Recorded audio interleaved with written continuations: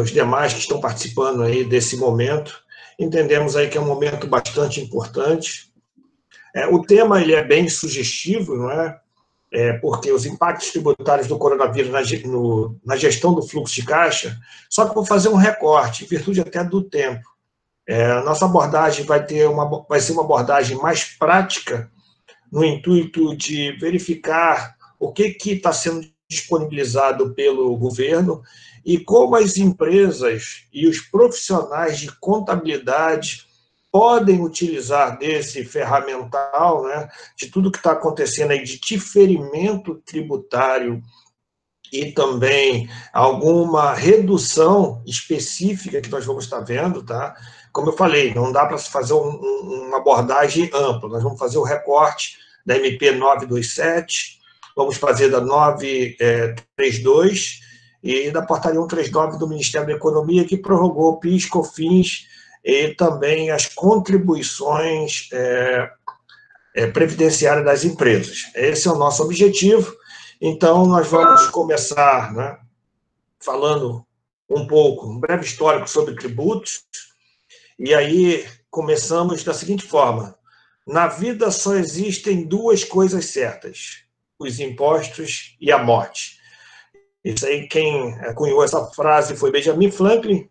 Então, já sabemos que o tributo você tem que lidar com ele. E também pegando aí mais uma referência, quando lá em Mateus, Cristo, né, perguntaram a ele, é lícito, né? Diz-nos, pois, que te parece, é lícito pagar o tributo a César ou não?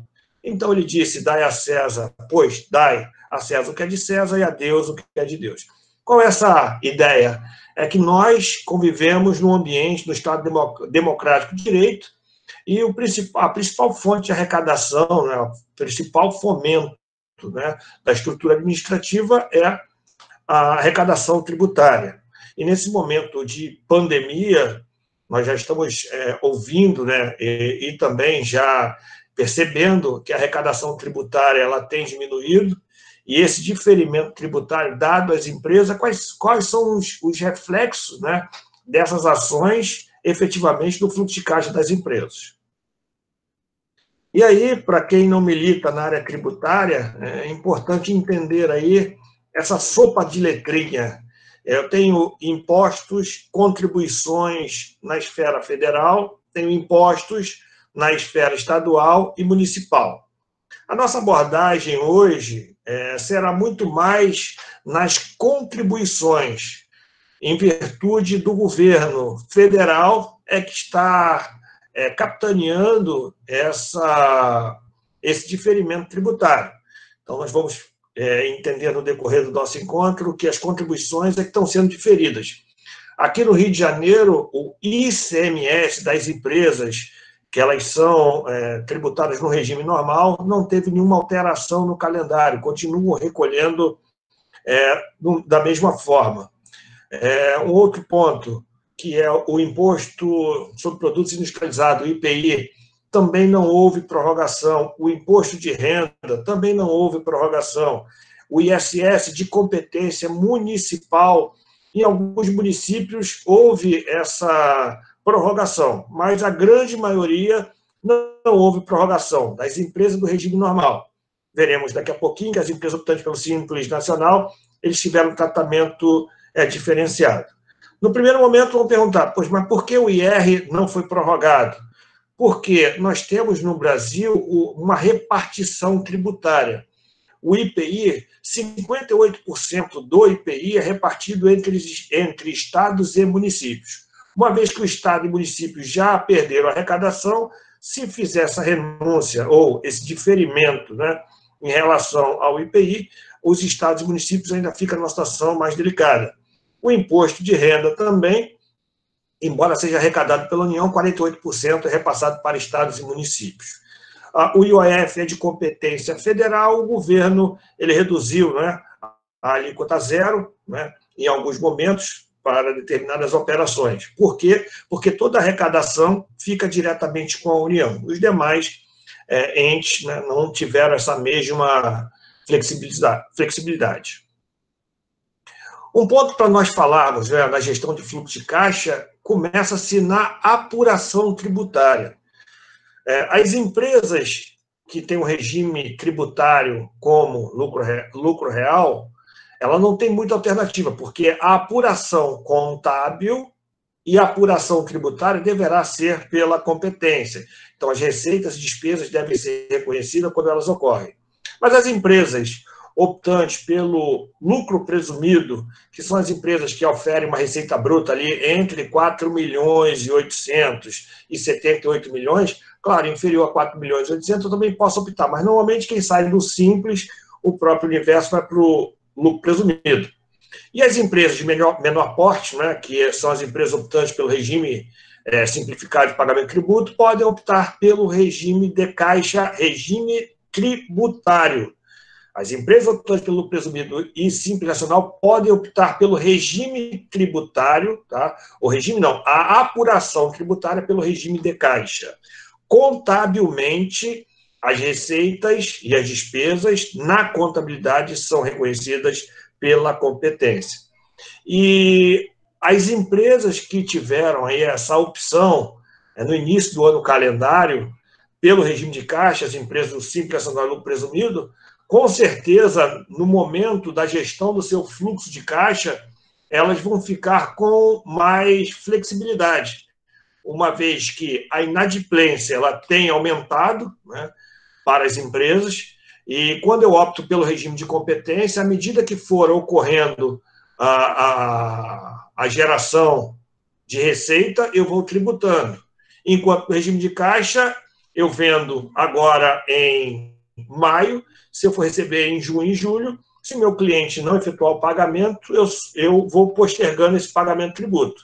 Mas se eu não faço, à medida que eu vou apurando pela competência, eu já vou recolhendo no mês subsequente, no caso dos tributos como o PIS e a COFINS.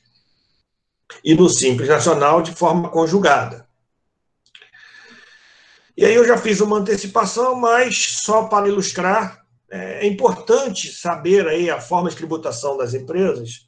Sim, as empresas hoje podem optar, são 4 formas, mas nós temos aí as empresas optantes pelo lucro real, aquelas que têm uma receita bruta superior a 78 milhões, vou falar em critério de receita bruta, então passou de ser receita superior a 78 milhões de reais, vai estar obrigada à tributação pelo lucro real. As empresas de menor, né, faturamento, elas podem optar pelo lucro presumido, e as empresas em critério de receita bruta até 4 milhões e 800 podem optar pelo Simples Nacional. Então, é interessante nós entendermos essa questão de tributação, por quê? Porque, a partir de agora, nós vamos entender que o tratamento para as empresas optantes pelo Simples Nacional foi diferente das demais empresas, até pela estrutura dessas empresas de menor porte, né, e também a empregabilidade delas, né, para a geração de fluxo de caixa. Eu trouxe aqui para nós entendermos um pouco a arrecadação tributária. A Receita Federal, né, em 2018 e 2019, nós estamos falando aí de 1 trilhão, né, de arrecadação.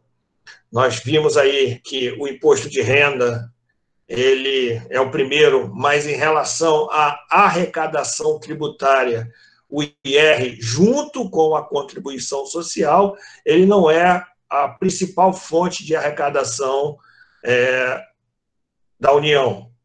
A Receita Previdenciária é a principal fonte de arrecadação, seguindo da arrecadação das contribuições sociais do PIS e da COFINS. Só para que nós tenhamos essa percepção e por que o governo, né, por meio de medida provisória, por meio de portaria do Ministério da Economia, está fazendo essa flexibilização das contribuições e não dos impostos.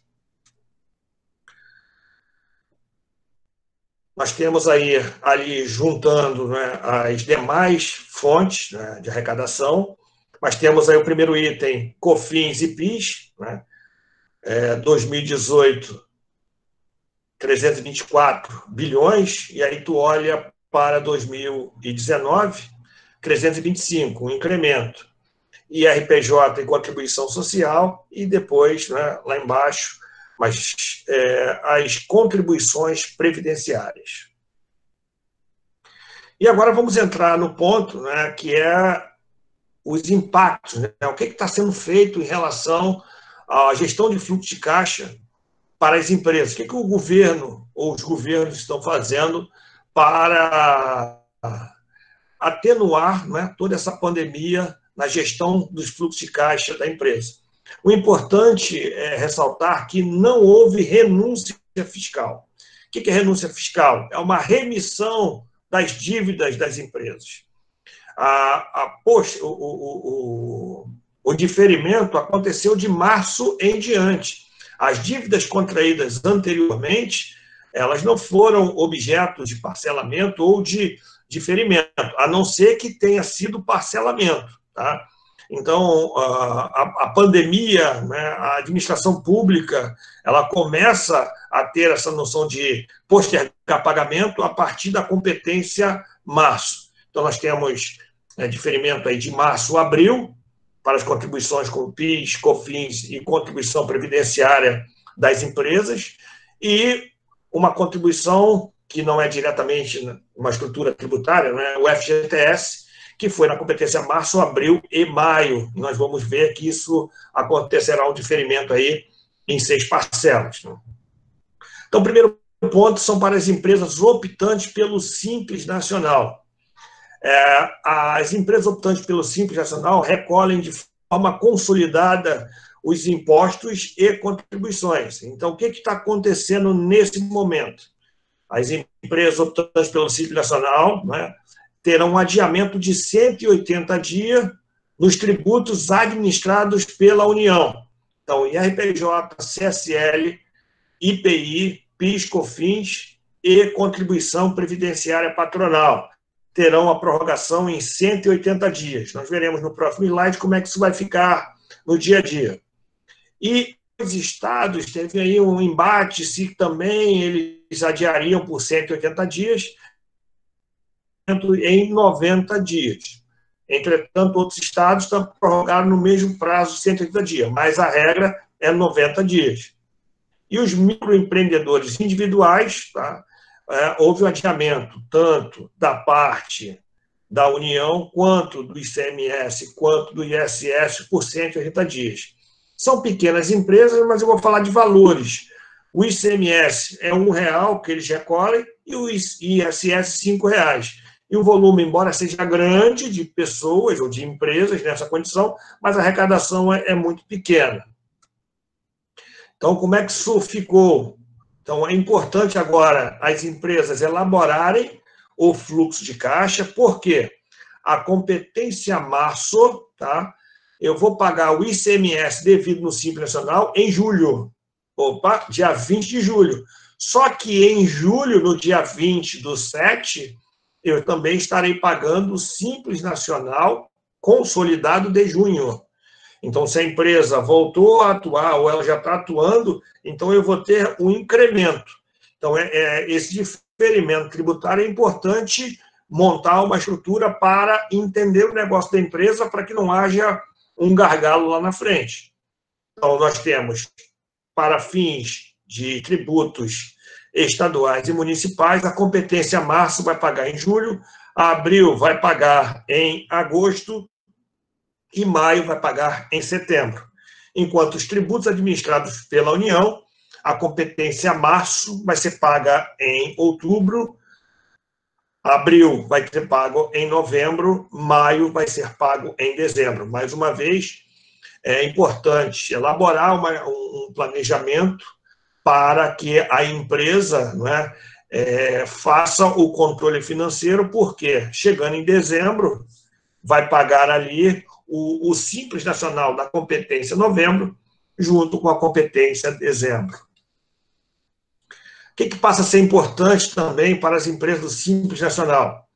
As retenções na fonte, exemplo, quem trabalha de forma assalariado, se ganha um montante aí de R$2.000, ele vai ter uma retenção na fonte. Essa retenção na fonte continua sendo recolhida normalmente. Então, as retenções não fazem parte do diferimento tributário, somente aquilo que compete à empresa. O que foi uma antecipação, foi um desconto do valor dos trabalhadores e, em alguns casos, retenção da empresa, isso continua normal. E o nosso recorte vai ser exatamente para as demais empresas. Por que você não fez um recorte para as empresas optantes pelo Simples Nacional? Primeiro, as empresas optantes pelo Simples Nacional vai ter que montar esse fluxo de acordo com a atividade, se ela é prestadora de serviços, ISS, em que faixa de enquadramento. Então, é importante entender o negócio daquela empresa e, a partir daí, montar esse fluxo de caixa. O nosso exemplo prático vai ser aqui com uma empresa, né, optante pelo lucro presumido, e nós vamos entender, né, como é que vai ficar esse diferimento tributário. Então, vamos lá. Uma empresa não optante pelo Simples Nacional, nós temos a portaria 139, que faz o diferimento do PIS, da COFINS, das contribuições previdenciárias pelas empresas e pelo empregador doméstico, se for o caso. Porém, a contribuição social sobre o lucro, ela não foi diferida. Então, vamos só entender aqui um pouquinho o que são contribuições sociais. O artigo 195 da Constituição Federal, ela determina o custeio da Seguridade Social. A Seguridade Social será financiada pelas empresas tributadas pela folha de pagamento, aí nós temos a contribuição previdenciária patronal, sobre a receita nós temos a COFINS e sobre o lucro, contribuição social sobre o lucro. Entretanto, a contribuição social, ela não houve esse diferimento, tá? Então, pegando a portaria 139 de 2020, nós temos dois recortes. O primeiro recorte são as contribuições previdenciárias. Então, as empresas, elas custeiam, né? De que forma? Sobre a sua folha de pagamento, elas vão custear 20%. E as empresas também irão custear o risco ambiental do trabalho de acordo com a Classificação Nacional da Atividade Empresarial, CNAE. Dá um exemplo, então, Anderson. Ok, o empregado recebe R$2.000. Ok, então, na contratação, a empresa irá financiar a Seguridade Social com 20%. Então, ela terá um custo adicional de, nesse caso, R$400. Se tiver o risco ambiental for de 2%, então ela terá um custo adicional, esse trabalhador ficará para ela, não é? Nesse caso agora, 2.440. 2.000 é a remuneração do trabalhador, mais 440, que é relativo aos 20%, e o risco ambiental do trabalho. Para as empresas, não é? Mais uma vez, essas empresas que nós estamos comentando são empresas não optantes pelo Simples Nacional, são empresas de lucro presumido e lucro real. E também é responsável pelo recolhimento de terceiros 5,8%, que também é chamado Sistema S. Salário de Educação, 2,5%, INCRA, SESI, SENAI, SEBRAE. Se for área de transporte, vai ser SESC, SENAT. Se for comércio, SENAC e SESC. Então, a empresa também faz esse recolhimento. E a empresa também é responsável pelas retenções dos empregados, dos contribuintes individuais, e também as retenções quando tem uma relação entre duas pessoas jurídicas mediante a exceção de mão de obra. Então, esse aí é a estrutura, é a responsabilidade da empresa. Agora, vamos para um caso prático, tá? Isso aqui é uma folha de pagamento de uma empresa e entender, né, a sua estrutura de recolhimento tributário. Então, essa empresa, na competência março para recolhimento em abril, ela tem R$ 187.893,30. Então, o diferimento de março para recolhimento em agosto somente incidirá a parcela patronal. Então, nós vemos ali na primeira linha, no código 1082, esse código aqui é o código lá do recolhimento na DCTF Web, a empresa reteve 41.243. Então, essa parte que ela reteve, ela vai fazer o recolhimento. A retenção dos contribuintes individual também vai fazer o recolhimento. O que foi da parcela que cabe a terceiros, como foi falado, Salário de Educação, INCRA, SENAC, SESC, também vai fazer o recolhimento.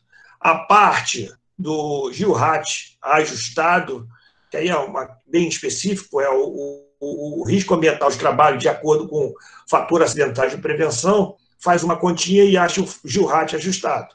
Então, o que nós podemos elaborar aqui no fluxo de caixa? 187.893 é o total, porém, ela vai recolher 73 mil em abril e 114 mil em agosto. Qual é a ideia do governo? É dar oxigênio para a empresa conseguir gerir o seu negócio. Então, ele está dando um prazo para o recolhimento em agosto. A competência abril, que o recolhimento foi agora, 20 de maio, essa empresa teve 169 mil reais. Entretanto, vai recolher 64 mil em maio, recolheu agora, e 105 mil, né, vai ser recolhido em outubro. Se nós olharmos essa empresa nesses 2 meses, o governo, volta a falar, não é uma remissão, não é perdão de dívida, mas ela está dando para a empresa, né, um fluxo de caixa aí nesse montante de 219 mil aproximadamente. Então, esse dinheiro fica no caixa da empresa para poder orçar, para poder gerenciar ali o pagamento do fornecedor, negociar mercadoria. Você pode oxigenar a sua própria empresa em virtude até da inadimplência. Então, o governo está fazendo isso. Esse é um ponto. O outro ponto, né, que nós vimos lá na questão, né, do diferimento, refere-se ao PIS e à COFINS. Eu falei da Seguridade Social, mas por que está dando contribuição previdenciária e PIS e COFINS? Porque toda arrecadação ela é destinada à União. A União é que fica com esse dinheiro e gerencia esses recursos. Por isso que ela está abrindo mão, nesse momento, está diferindo. E é um ponto importante, uma ponderação apartidária, tá? No passado, era muito comum, né, veículos, vamos dar isenção de IPI. Quando dá isenção de IPI, entenda que a cada R$100 de IPI, que foi uma renúncia naquele momento, quando foi eletrodoméstico de linha branca e também os veículos, entenda que a cada R$100, R$58 deixavam de ser repassados para estados e municípios. Então, nesse momento, foi bastante interessante o comportamento do governo, somente na parcela que lhe cabe, não mexendo em estados e municípios. Aqui nós estamos agora fazendo a gestão do caixa, do PIS e da COFINS. Aqui foi um exemplo numérico simples para nós termos a percepção. A empresa, na competência março, recolhe PIS e a COFINS no mês subsequente. Então, nós colocamos aqui como exemplo PIS, COFINS, a empresa no método cumulativo, né? Março, ela teve um faturamento de R$1 milhão, então ficou 6.500 de PIS. E COFINS, 30 mil. Então, totalizando 36.500. Porém, o prazo para recolhimento seria abril. Mas, com a portaria, esse recolhimento foi prorrogado para agosto na sua totalidade. Então, essa empresa, 36.500, está sendo postergado para agosto. E a competência abril, né, está sendo postergada para outubro. Essa empresa diminuiu a sua receita em razão, né, do momento, cenário atual. Então, percebemos o diferimento das contribuições previdenciárias patronais e agora o diferimento do PIS e da COFINS. E aí, avançando, né? O que nós estamos avançando agora? Nós estamos avançando para o FGTS. Então, o governo, por meio da medida provisória 927, nas competências março, abril e maio. Então, para o FGTS, nós temos 3 competências, enquanto para o PIS e para a COFINS e contribuições patronais foram 2 competências. Se nós olharmos no artigo 20, lá no parágrafo 1º, nós temos aí o diferimento em 6 parcelas sem juros. Então, mais uma vez, o governo posterga esse pagamento e não há nenhum incremento, né, nesse caso, de juros para as empresas. Então, fazendo aqui, mais uma vez que eu falei com vocês, é um caso real. Então, essa empresa, em março, ela tem 472 mil de base, então o de FGTS ficou 37 mil. 2% aqui, por que o FGTS é de 2%? Pô, mas sempre é 8%. Aqui, nesse caso, a empresa tem jovem aprendiz e a alíquota é menor de 2%. Em abril, ela tem a recolher 31.575,07 e mais o jovem aprendiz. Então, nesse momento, o diferimento, né, já está em 69 mil, em 6 parcelas de 11.597. Na competência maio, que será o recolhimento, deveria ser o recolhimento em junho, vai fazer essa composição e, de forma linear, será dividido em 6 parcelas. Então, começamos a ver agora qual o impacto disso tudo no fluxo de caixa. E aí você consegue agora, com essa planilha, ter a percepção de como ficaria essa gestão do fluxo de caixa. Como eu falei com vocês em relação ao Simples Nacional, é uma planilha similar, mas aqui, como são vários tributos e eles diferenciados, dá para você ter a percepção. Então, a empresa deveria recolher, em abril, 262.284,08. Em maio, 226 mil. Então, FGTS, INSS, PIS, COFINS, daria 488.916,77. Com as medidas pelo governo, qual vai ser o impacto no fluxo de caixa?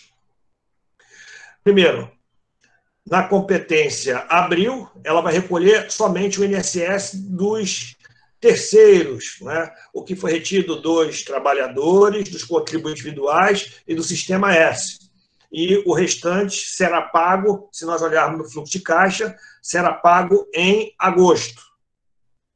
Em maio, paga-se o INSS, a parte retida, e tem um ponto interessante, né? Eu coloquei aqui embaixo, ó, Senac e Sesc, a medida provisória 932. Essa medida provisória 932, ela reduziu, tá, a alíquota do Sistema S, no caso Senac, Sesc, no caso SESC, Senai, Sescop, de 2,5% para 1,25%. Então, eu coloquei aqui embaixo, de forma positiva, esse momento, esses 5.439, sim, esse é uma redução direta no meu fluxo de caixa. Esse é uma renúncia que eu falo, eu não vou ter esse desembolso. Os demais são diferimento. Aqui eu estou deixando de desembolsar.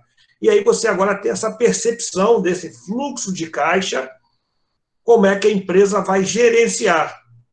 Então, o deslocamento, né, de recursos, mas aí talvez alguns vão falar, poxa, mas se a empresa tem dinheiro, eu posso optar pelo diferimento? Sim. Eu fiz aqui embaixo, né, caso essa empresa tenha recurso, ela pode fazer uma aplicação financeira, eu coloquei uma taxa aqui de 0,20, tá? Essa empresa, nesse montante, ainda gera um caixa de 8.762,54. Para as empresas que não têm o recurso, utiliza-se desse montante para pagar suas contas, para negociar com seus fornecedores. Então, você tem alternativas, né? E as empresas que ainda têm caixa podem utilizar dessa gestão financeira do fluxo de caixa com esse diferimento tributário. O que passa a ser importante para todos nós refletirmos, né, quando olhamos para essa planilha? O cenário é um cenário hoje, um cenário futuro. Só que no cenário de hoje, nós temos que olhar um reflexo das vendas que ocorreram lá atrás. Então, as empresas que trabalham com cartão de crédito, quem assumiu o risco foi as operadoras. Agora, a empresa que negocia diretamente com o seu fornecedor ou diretamente com o seu cliente, né, você vai ter que ter essa sensibilidade de postergar, de negociar, e a gestão do caixa é um elemento de extrema importância para as empresas. Em outro momento oportuno, né, talvez aí seja a gestão tributária na formação de preço. Porque as margens que nós tínhamos no passado, com certeza, no futuro próximo, nós não teremos. Nós teremos que suprir as necessidades básicas. Então, as empresas precisam agora olhar para a sua estrutura de custo, a sua estrutura tributária e precificar de forma mais assertiva. Então, fizemos aqui essa visão nesse momento de uma empresa. Como eu falei, o recorte que nós fizemos foi pela MP 927, foi pela MP 932 e pela portaria 139 do Ministério da Economia. Mas vamos avançar um pouquinho, tá? Avançando um pouquinho no complexo sistema tributário, talvez olhando ali, parece assim ser simples, né? Mas nem todas as empresas elas vão seguir a mesma estrutura. Por quê? Algumas empresas elas sofrem antecipações tributárias. E aí nós vamos entender qual o impacto agora dessa mesma empresa se ela tivesse retenções na fonte, né? As empresas que vendem para a administração pública federal, elas sofrem retenção tanto na prestação de serviço quanto na venda de mercadoria, porque segue uma instrução normativa 1234 de 2012. Então, é muito complexo o nosso sistema tributário. Como é que ficaria essa gestão do fluxo de caixa em uma empresa com retenção na fonte? Por que se tem retenção na fonte? Primeiro ponto, né? Tem como aumentar a arrecadação dos governos sem aumentar a carga tributária? Sim. Diminuindo a sonegação. Então, como você diminui essa sonegação? Uma vez que a empresa tomadora de serviço ela pode fazer a fiscalização na própria empresa prestadora. Então, você transfere para quem? Transfere para o tomador do serviço essa responsabilidade. E essa responsabilidade ela está prevista lá no Código Tributário Nacional, a Lei 5.172 de 66, né?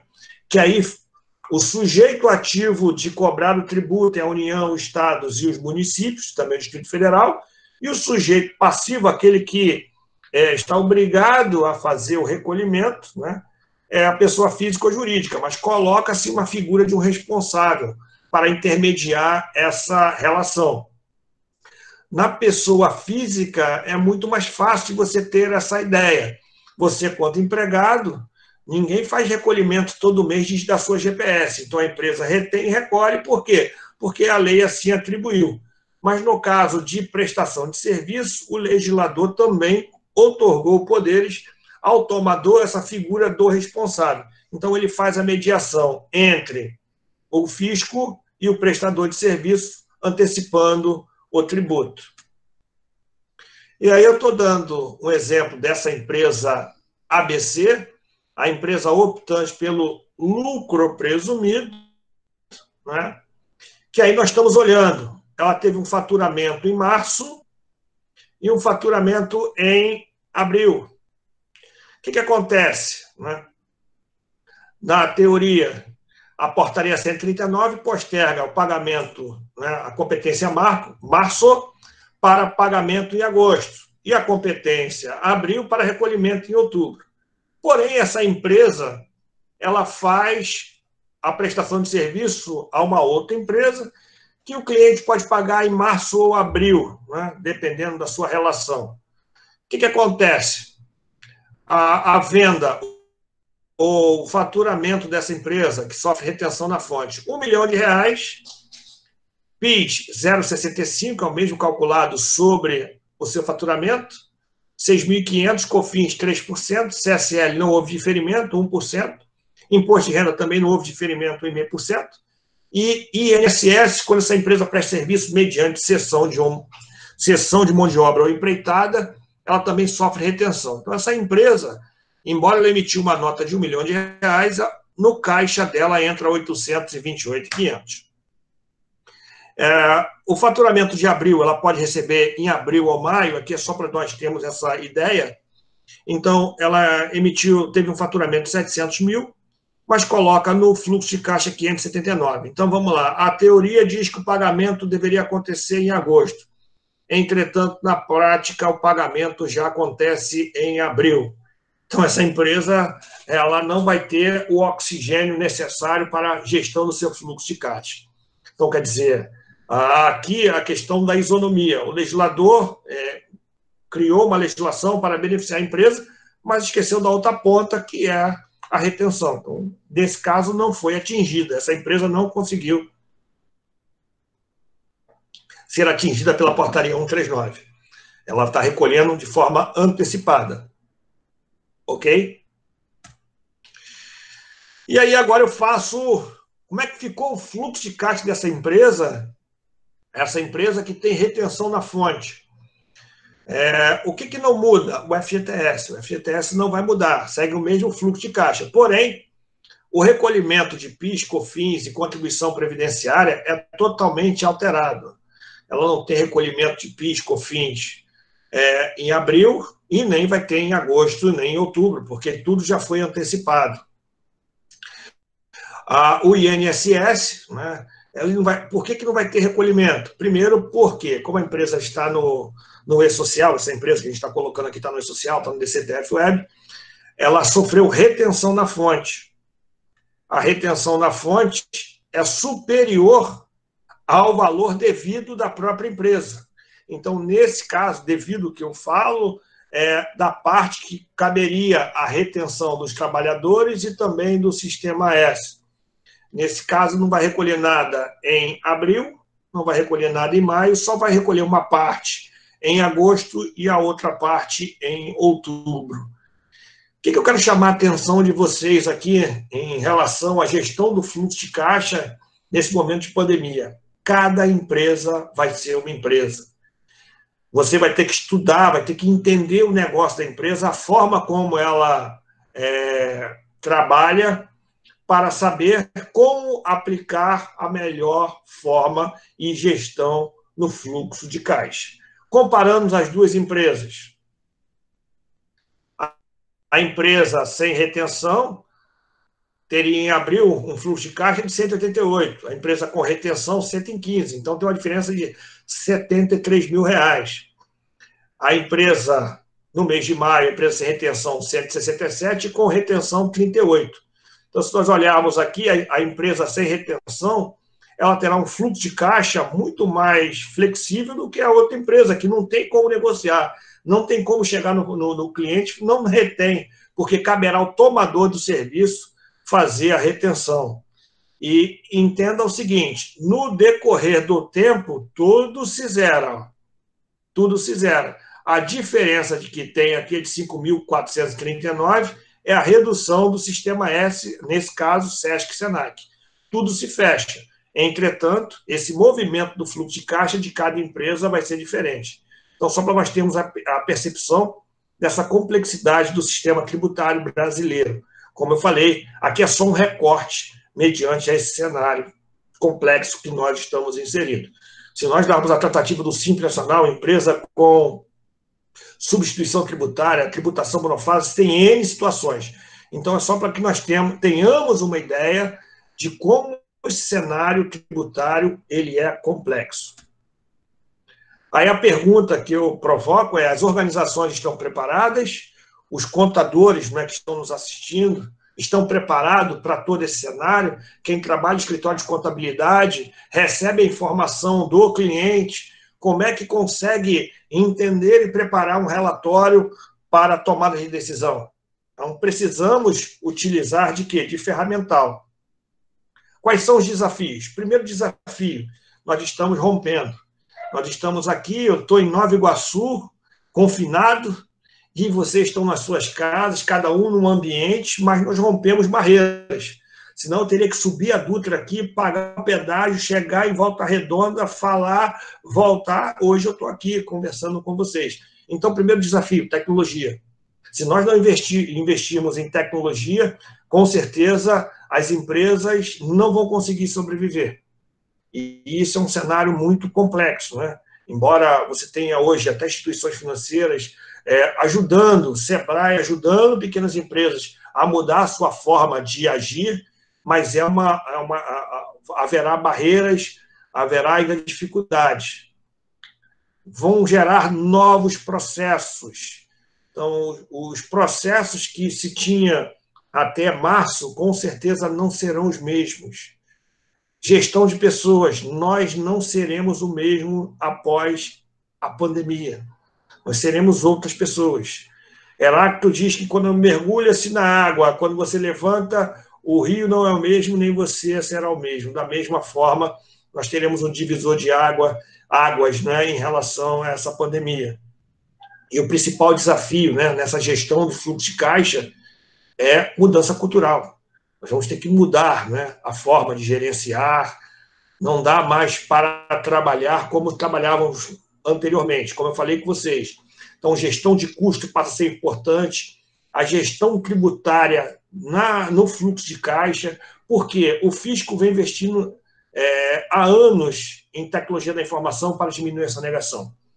E a partir de agora, né, ele vai estar muito mais próximo. Por quê? Porque se a arrecadação diminuiu nesses meses, se fala-se numa redução, né, do PIB em 5%, podendo chegar a 7%, e isso, futuramente, o Estado não tem recurso. Estado não gera riqueza, ele retira riqueza. Então, ele vai buscar exatamente todo esse recurso da onde? Da sociedade. E nós vamos ter, né, que nos preparar a esse momento. E o que fazer diante dessas mudanças? Né? Sentar e esconder os problemas, né? Sonhar com o paraíso e achar que não mudou nada, vai ficar assim mesmo, quando voltar vai todo mundo fazer as mesmas coisas, aceitar tudo da forma que sempre foi feito ou tirar proveito das mudanças. E aí, somos nós. Precisamos, né, olhar para tudo isso e entender que há oportunidade profissional contábil, oportunidade para as empresas. Passaremos por dificuldades, com certeza, mas gerenciar o fluxo de caixa será uma arte que poucos têm. E os profissionais da contabilidade que conhecem bem os números precisam entender do negócio agora e aplicar toda essa tecnicidade para gerar informações úteis e confiáveis para a tomada de decisão. Dentro do meu horário, né, passou aqui 5 minutinhos, né, mas deixo uma reflexão para todos, né? Pois qual de vós, pretendendo construir uma torre, não se assenta primeiro para calcular a despesa, verificar se tem os meios para concluir? Então, acredito que a gestão do fluxo de caixa daqui para frente, nós vamos trabalhar muito em planejamento. E o controle, ele é importante para feedback, mas planejar, executar e controlar.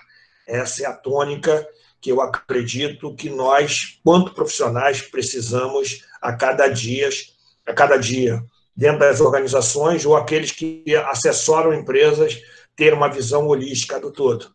E, no mais, né, muito obrigado aí por essa oportunidade, e agora estamos aí à disposição para as perguntas. Espero ter agregado, né, um pouco aí de uma visão gerencial desse momento aí de pandemia no fluxo de caixa das empresas.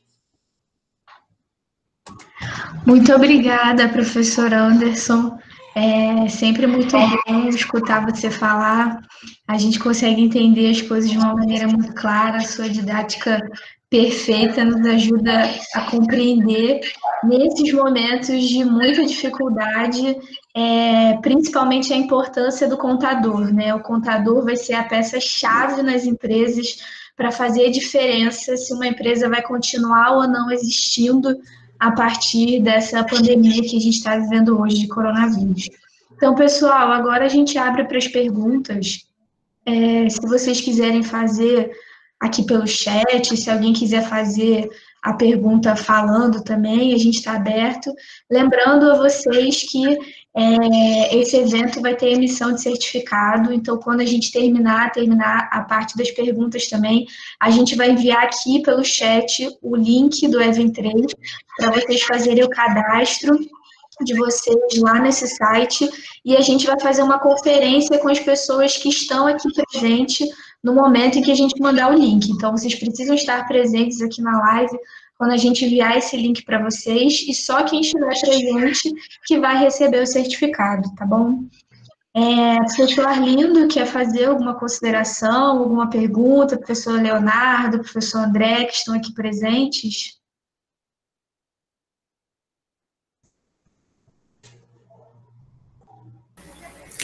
Sim, boa noite. Anderson, parabéns aí, não era de se esperar diferente aí, né, bem didático, acho que todos aí têm essa clareza aí da sua competência na exposição. Agora, para os nossos queridos alunos aí, queria que você discuta um pouquinho mais, né, sobre essa necessidade, exatamente o que você comentou aí no finalzinho, essa questão do planejamento, né, a importância do profissional da contabilidade na construção desse planejamento, né? Como que o planejamento contábil está integrado ao tributário, ao financeiro, a uma estrutura tecnológica que seja capaz de gerar essa informação. Essa preparação, disposição para que os profissionais atuais e os futuros, que tem vários alunos, evidentemente, nos ouvindo aí, né, que, vamos assim dizer, né, que orientação você mais daria, além das sugestões e das experiências que você tem vivido, por favor. Professor Arlindo e demais aí, qual é o ponto hoje que eu vejo? Nós, quanto profissionais, e como foi falado aí pela Mariana, eu sou técnico em contabilidade, bacharel em ciências contábeis, trabalhei muito tempo na contabilidade, nós sempre fomos muito refém do produto final, pronto. E aí, trabalhar sempre a posteriori.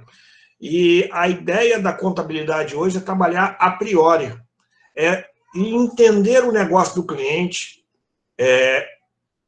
a logística, e a partir daí você conseguir, com o seu conhecimento contábil, conhecimento tributário, contribuir na gestão da empresa.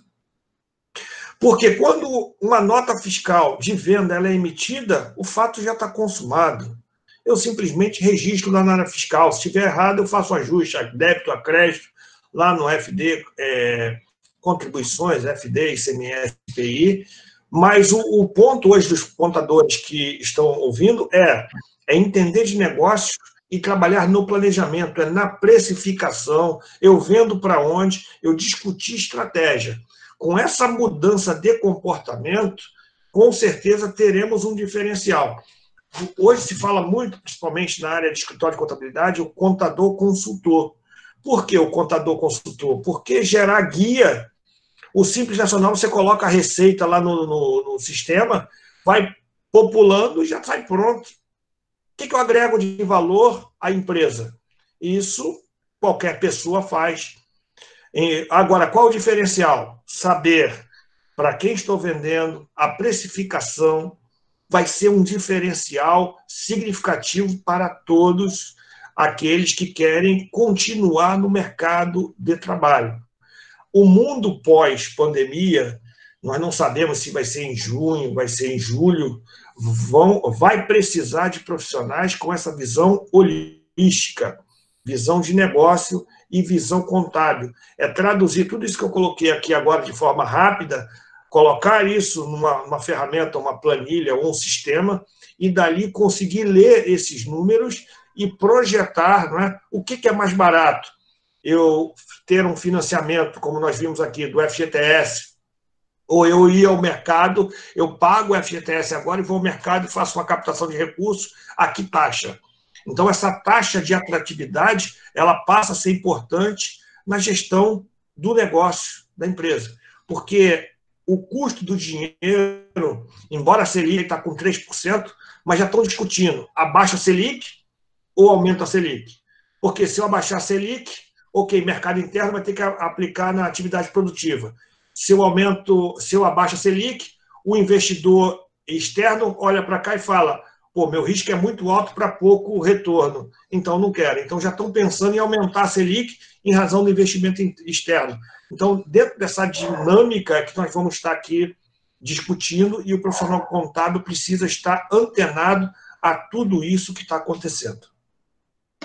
Anderson, a pergunta do Alexandre Salles é, na sua opinião, qual é a maior dificuldade dentro das finanças das microempresas, já que praticamente nenhuma delas possui um fundo de reserva para esse período? Perfeito. A pergunta é bem interessante. Microempresa, né? Ela trabalha com a gestão do caixa do dia. Se eu não vendo, eu não tenho recurso. Essas empresas vão ter que realmente se reinventar. Em alguns casos, vai ter que lançar mão de microcrédito, de políticas, aplicar na sua atividade operacional para buscar aí a sobrevivência.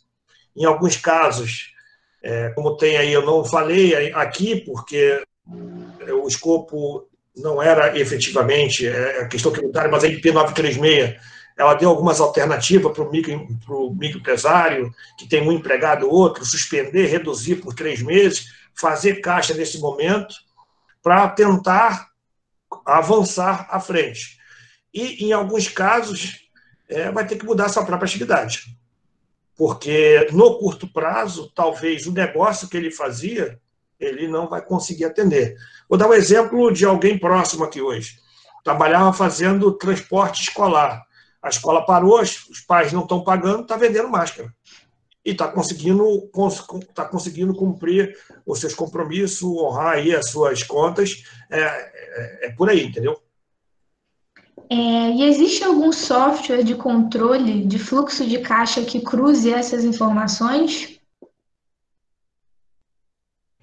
Software completo, por enquanto, que tem essa visão, né, de negócio, visão tributária para precificação, com todas essas variáveis, infelizmente, nós não temos. Por isso que o Excel ainda é um bom ferramental para que você possa usar para dar soluções rápidas. Porque os softwares que nós temos hoje aí, eles não conseguem ter todas as variáveis até no sistema complexo tributário como o nosso, né? Anderson, você comentou que para alguns impostos, né, está sendo permitido a postergação do pagamento referente às competências de março, abril e maio. Só que a gente está no dia 20 de maio e não há nenhuma expectativa de abertura do comércio. Algumas cidades estão abrindo, como aqui no sul do estado, mas a gente já teve um comunicado hoje, por exemplo, que amanhã Volta Redonda vai fechar novamente, que já tinha aberto, vai fechar novamente por causa do aumento dos casos. Então, assim, a gente não tem expectativa de quando vai abrir, a gente está vendo um colapso no estado do Rio de Janeiro, iminente também. Existe alguma expectativa de que essa postergação aumente, não só de aumentar para junho também ser postergada, a competência junho também ser postergada, ou esse pagamento de março, abril e maio ficar para agosto também vá um pouco mais para frente? Existe alguma expectativa com relação a isso? A expectativa, talvez, para as pequenas empresas, talvez as empresas de menor porte, como nós vimos ali, o Simples Nacional foi postergado para 180 dias, então isso é bem positivo. Agora, para as demais empresas que estão no meio ali, lucro real, lucro presumido, o governo já não tem tanto oxigênio, né, para poder, né, dar mais flexibilidade para as empresas. O Estado, que é, no caso, o ICMS, no Rio de Janeiro, sem condições. Não sabe nem em relação a pagamento de folha. É um cenário muito complicado, que só quem, talvez, nesse momento, consiga dar mais um mês ou dois aí, é a própria União, com as contribuições sociais e o PIS e a COFINS. Mas, Mariana, se não tiver uma reabertura, uma volta da economia gradativa, não vejo o governo tendo oxigênio para conseguir, né, manter essas empresas, essa renúncia não, esse diferimento tributário por mais tempo.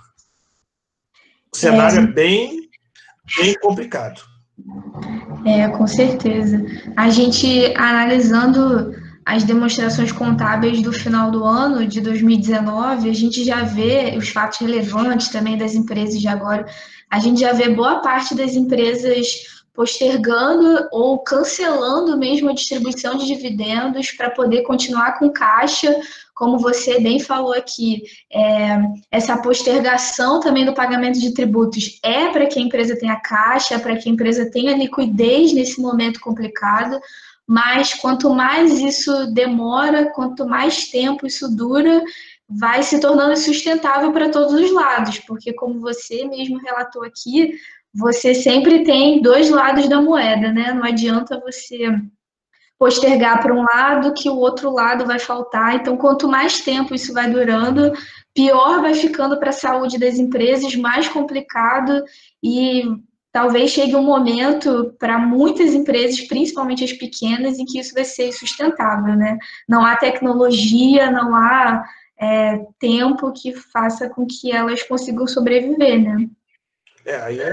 Nesse caso, está entrando aí uma política de crédito, né, para que essas empresas consigam sobreviver, porque é a ponta que emprega, né, esses pequenos comércios, as pequenas atividades que têm um grande número de empregos, porque também essas pessoas, né, como foi falado, tem a suspensão do contrato de trabalho, que são 60 dias.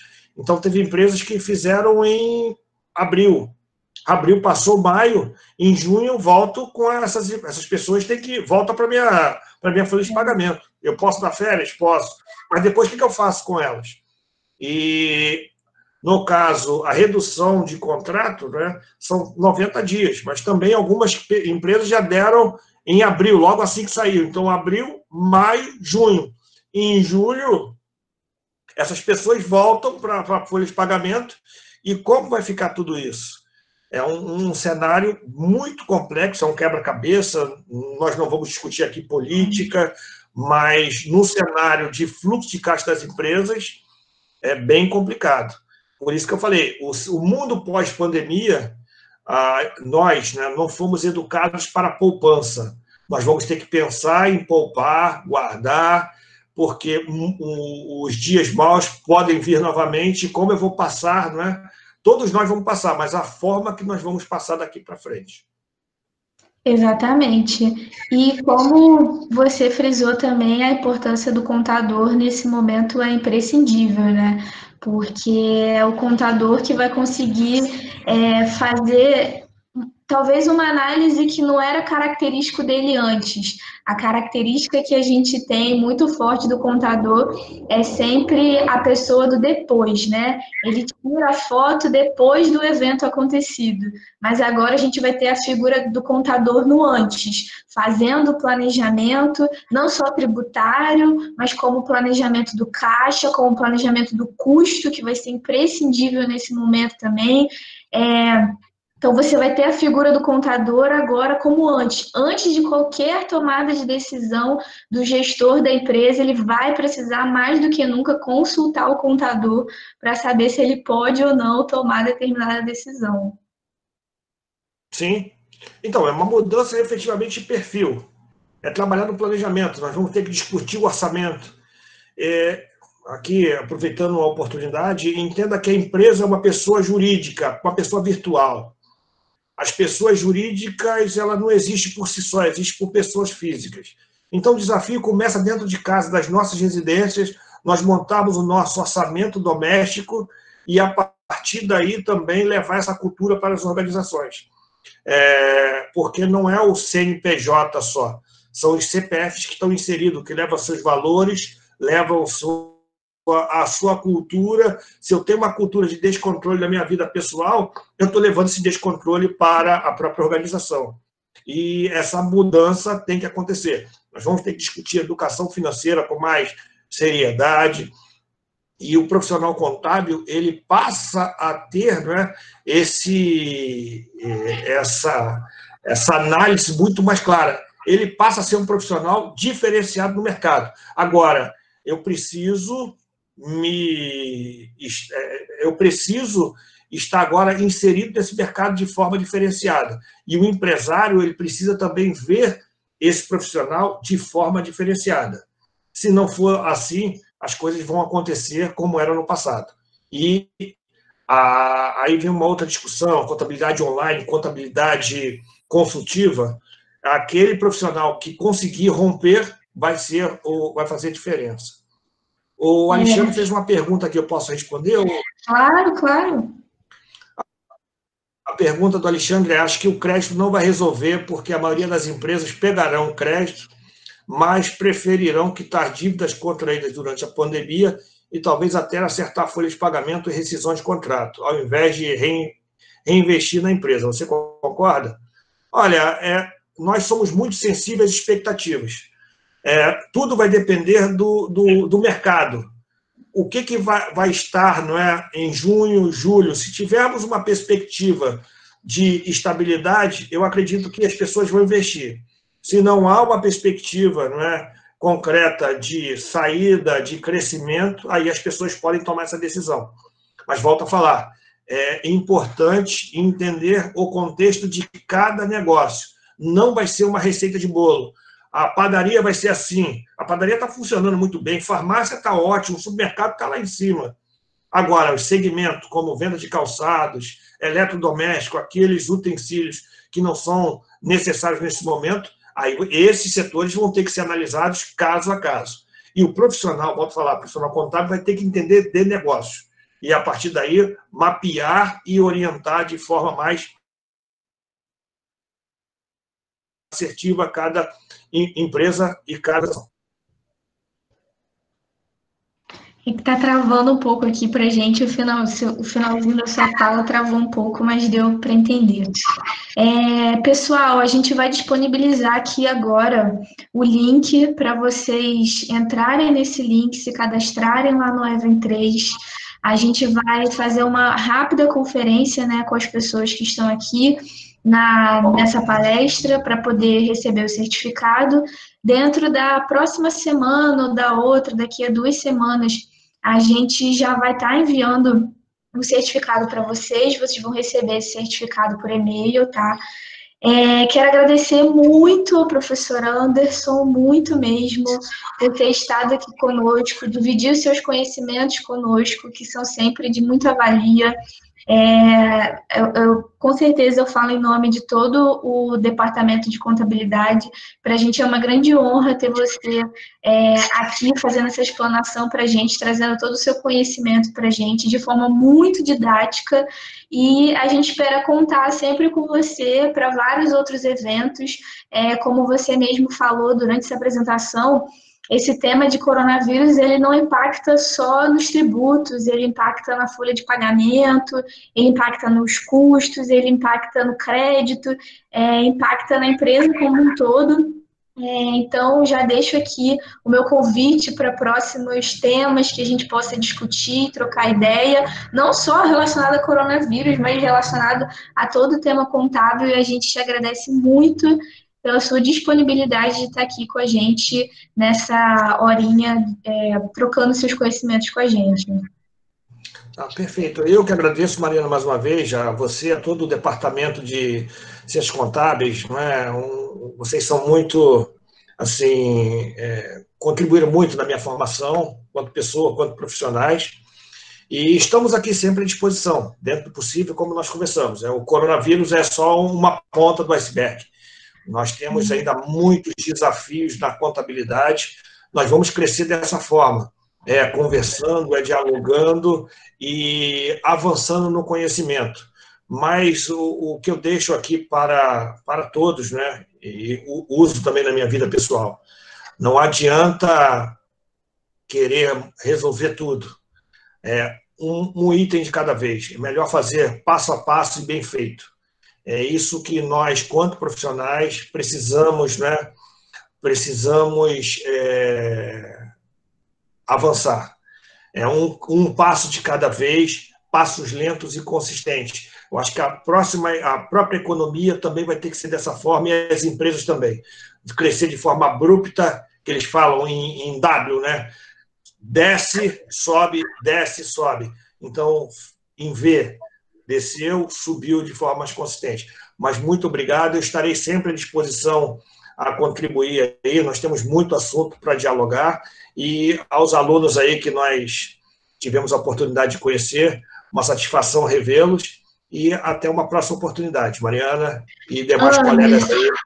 Anderson, se você puder colocar no seu último slide, que as pessoas estão pedindo seu e-mail, uma forma de falar com você, então está aqui disponível o e-mail do Anderson, as redes sociais dele, também entre nas redes sociais do Centro Acadêmico de Ciências Contábeis, do CACIC, do VCO, do NAC, a gente está promovendo e divulgando os eventos por lá. Na semana que vem, na quarta-feira, a gente vai ter um novo evento, que vai ser o Trilhas, né, novamente, da carreira contábil. A gente vai falar sobre grandes empresas aqui da região, ex-alunos que hoje trabalham em grandes empresas, trazendo a experiência deles e compartilhando com vocês essa experiência profissional deles. Então, Anderson, muito obrigada mais uma vez e estamos aqui disponíveis sempre que você precisar e com certeza te chamaremos novamente, tá? Muito obrigada a todos também que participaram dessa live junto com a gente. Agradecer aos professores aqui presentes, professor Arlindo, professor André, professor Leonardo, agradecer ao Luiz do Centro Acadêmico, que muito nos ajudou também, e a todos os alunos e todas as pessoas que estão aqui presentes e compartilharam um pouco do seu conhecimento aqui com a gente, tá bom? Muito obrigada a todos, boa noite, fiquem em casa e lavem as mãos. Um abraço, tchau, tchau, gente. Fiquem com Deus.